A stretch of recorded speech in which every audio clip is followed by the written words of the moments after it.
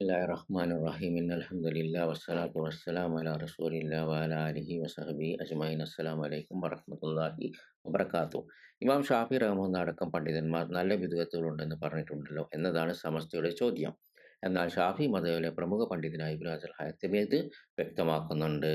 അദ്ദേഹം പറഞ്ഞു, എല്ലാ വിദ്അത്തും ദുർമാർഗമാണ് എന്ന് ഹദീസിൽ വന്നതാണ് ശർഈയായ വിദ്അത്ത്. എന്നാൽ ഭാഷാപരമായ വിദ്അത്തിനെ മാത്രമാണ് പണ്ഡിതന്മാർ നല്ലതും നല്ലതല്ലാത്തതുമായി വിഭജിച്ചത്. അതേപോലെ ഇബ്നു കസീർ റഹിമഹുല്ലാഹി വ്യക്തമാക്കുന്നുണ്ട്, വിദ്അത്ത് 2 തരമാണ്.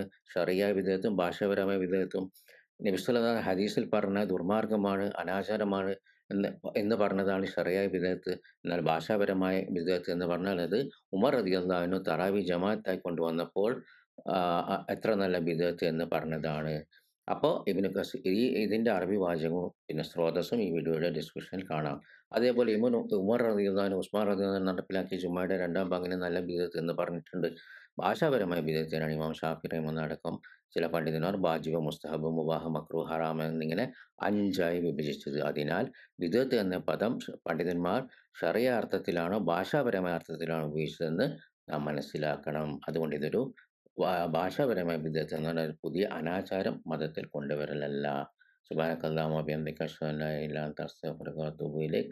അസ്സലാമു അലൈക്കും വറഹ്മത്തുള്ളാഹി